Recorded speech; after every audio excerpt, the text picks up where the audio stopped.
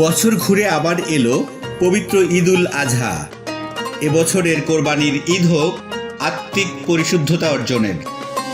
কোরবানি কোনো লোক দেখানোর বিষয় নয়, স্বেচ্ছায় রাব্বুল আলামিনের সন্তুষ্টি অর্জনের আশায় সবচেয়ে প্রিয় বস্তু ত্যাগ করার মানসিকতাই কোরবানি। যেমনটা হজরত ইব্রাহিম আলাইহিস সালাম শুধুমাত্র স্বপ্ন দেখে তিনি তার আদরের একমাত্র সন্তান হজরত ইসমাইল আলাইহিস সালামকে কোরবানির জন্য সম্পূর্ণভাবে প্রস্তুত ছিলেন।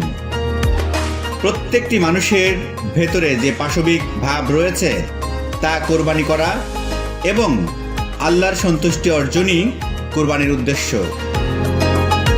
কোরবানির পশুর গোশত এবং রক্ত মহান আল্লাহর কাছে পৌঁছায় না, আল্লাহর কাছে পৌঁছায় মানুষের ভেতরে থাকা মনের নিয়ত বা আল্লাহর সন্তুষ্টি অর্জনের আকাঙ্ক্ষা। আসুন এই ঈদে আমরা নিজের খারাপ গুণগুলো ত্যাগ করে মনের পশুটিকে কোরবানি দেই এবং মহান রাব্বুল আলামিনের প্রকৃত সন্তুষ্টি হাসিলের চেষ্টা করি। কোরবানি করা যেমন ওয়াজিব, তেমনি কোরবানির পশুর বর্জ্য পরিষ্কার করা কোরবানি দাতার উপর ওয়াজিব। সুতরাং আসুন আমরা নির্দিষ্ট জায়গায় কোরবানি করি এবং নিজ উদ্যোগে কোরবানি পশুর বর্জ্য যথাস্থানে ফেলি। স্বপ্ননিবাস পরিবারের পক্ষ থেকে সকলকে জানাই ঈদ মুবারক।